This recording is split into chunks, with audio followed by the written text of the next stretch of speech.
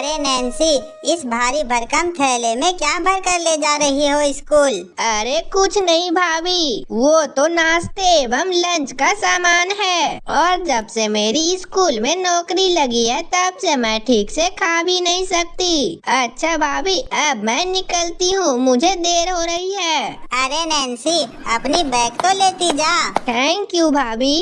अगर आज मैं स्कूल के लिए ये बैग भूल जाती तो मैं स्कूल में भूख से पागल ही हो जाती। नैन्सी मैम को देखते ही स्कूल के दूसरे मैम में कानाफूसी होने लगती है। क्या हुआ कोमल मैम? अरे आपने उन नैन्सी मैम को देखा?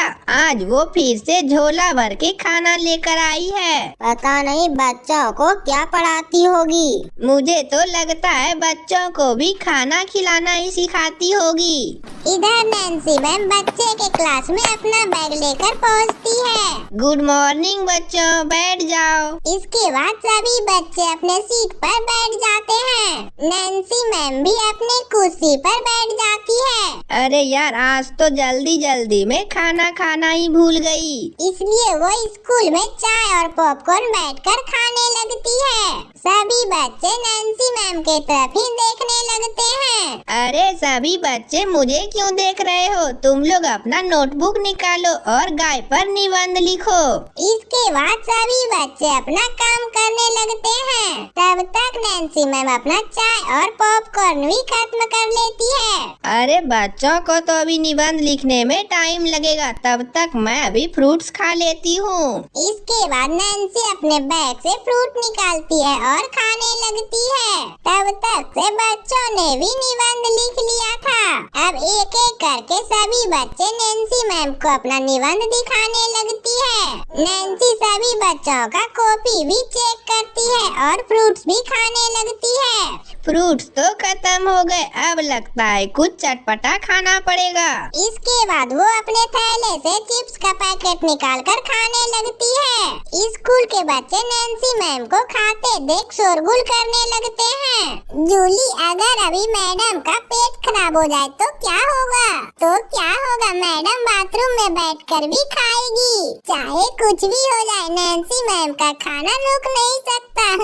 दोनों बच्चों को हंसते हुए मैम देख लेती है। सोना, तुम दोनों क्यों हंस रही हो? चलो अपना अपना कॉपी लेकर मेरे पास आओ, और अगर सही से निबंध नहीं लिखा होगा ना तो देखना, अभी मैं तुम दोनों को हंसने का मजा चखा दूंगी। और इसके बदले तुम दोनों को घर से आलू के पराठे मेरे लिए लाना होगा। जूली, मैम से बचना कितना आसान है। मैं तो कुछ नहीं लिखूंगी और मम्मी से मैम के लिए एक टिफिन खाना लाकर दे दूंगी। नैन्सी मैम कॉपी चेक कर रही थी, तभी लंच हो जाती है। चलो सभी बच्चे अब खाना खा लो। और वह स्कूल के बाहर ठेले पर खाना खाने चली जाती है। एक दिन की बात है, रोज की तरह नैन्सी मैम आज भी खाना भरकर स्कूल लेकर आती है। अरे रोज की तरह आज तो मैं कुछ खाया ही नहीं, बहुत जोरों की भूख लगी है। उसके बाद नैन्सी मैम फिर से पॉपकॉर्न निकालती है और खाने लगती है। नमकीन और चाय पीने के थोड़ी देर बाद नैन्सी मैम के पेट से गुड़ गुड़ की आवाज आने लगती है और उसे खट्टी खट्टी डकारें भी आने लगती है। और थोड़ी देर बाद नैन्सी मैम को बहुत जोर का पोटी का प्रेशर बनता है और वो दौड़ी दौड़ी टॉयलेट की ओर जाती है। और दूसरी क्लास की टीचर भी उसे दौड़ते हुए देख लेती है और वह टॉयलेट में ही लेटरिन करने लगती है और उसके पेट से बहुत तेज तेज आवाज आने लगती है। ये तो मुझे लूज मोशन हो गया। नैन्सी मैम का पोटी करने का आवाज पूरे क्लासरूम में गूंज रहा था और वह आवाज दूसरे क्लास के टीचर एवं बच्चों को भी सुनाई दे रहा था।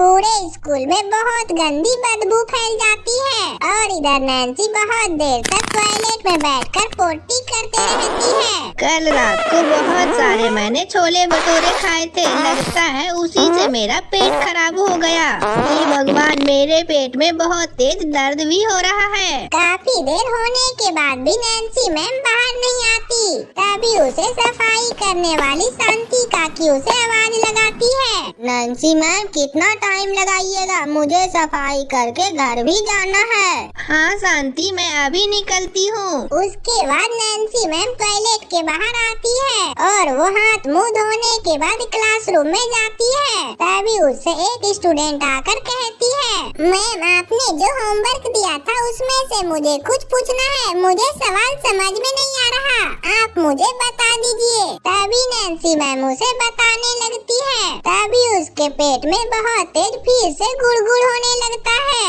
और उसे फिर से प्रेशर आ जाता है। नैन्सी मैम फिर से दौड़ते हुए टॉयलेट की ओर भागती है, लेकिन उसका प्रेशर इतना तेज था कि उसे रास्ते में ही पॉटी निकल जाती है और वह लूज मोशन करते हुए टॉयलेट पहुंचती है। उसने पूरा फ्लोर पॉटी से गंदा कर दिया था। पूरे स्कूल पॉटी की बदबू से परेशान हो गया था। ठीक, किसने ये पोटी करी है? जरूर ये नैन्सी मैम ने पोटी की है, क्योंकि वही अभी इधर से भागते हुए टॉयलेट में गई थी। नैन्सी मैम को खूब मोशन होता है और वो जैसे ही फिर से उठकर हाथ धोती उसे फिर से मोशन आ जाता था और वह बहुत जोर जोर से आवाज करके पोटी कर रही थी, जिस वजह से स्कूल के सारे स्टाफ, टीचर एवं बच्चे ग्राउंड में चले जाते हैं। ये बातें प्रिंसिपल मैम तक पहुंच जाती है और वो अंदर आकर देखती है कि पूरा जगह पोटी ही पोटी है और वह गुस्से में कहती है, ये किसकी करतूत है? किसने की है इतनी गंदी हरकत? और किसका होगा? ये जरूर भूखड़ नैन्सी की है, जो कि दिन भर क्लास में बैठकर ठूसती रहती है। अगर इतना खाएगी तो हगेगी ही ना। इनके वजह से पूरे स्कूल के सभी लोग परेशान हो गया है। मुझे तो यहाँ 1 मिनट भी नहीं रुका जा रहा। प्रिंसिपल मैम शांति को बुलाकर पूरे स्कूल की सफाई करवाती है। अरे नैन्सी कहाँ है? मैडम वो जब से आई है तब से वह लैट्रिन में ही बैठी हुई है। जाओ उसे बुला कर लाओ। अब शांति काकी उसे बुलाने जाती है। शांति देखती है कि वही नैन्सी मैम फर्श पर बेहोश गिरी पड़ी है। वो प्रिंसिपल मैम को वहाँ बुलाती है और प्रिंसिपल मैम नैन्सी मैम को हॉस्पिटल में भर्ती करवाती है। देखिए, इसे बहुत ज्यादा पोटी होने की वजह से इसे डिहाइड्रेशन हो गया है। मुझे जल्दी इसे ग्लूकोज चढ़ाना होगा। नैन्सी मैम को अस्पताल में भी लूज मोशन होता जा रहा था, जिस वजह से अस्पताल के गद्दे एवं बेड भी खराब हो चुके थे।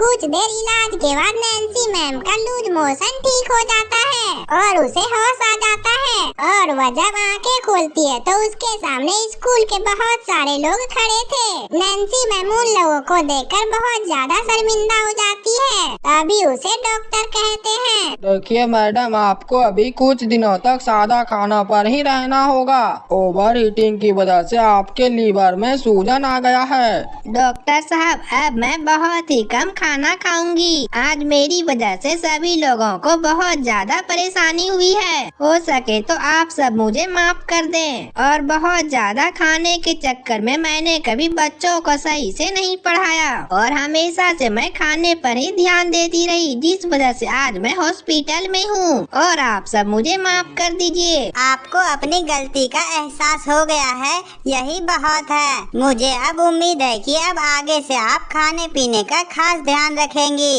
और अब ज्यादा बच्चों की पढ़ाई पर ध्यान देंगी। ज्यादा खाने से सेहत नहीं बनती, इसलिए खाना उतना ही खाना चाहिए जितने की जरूरत हो।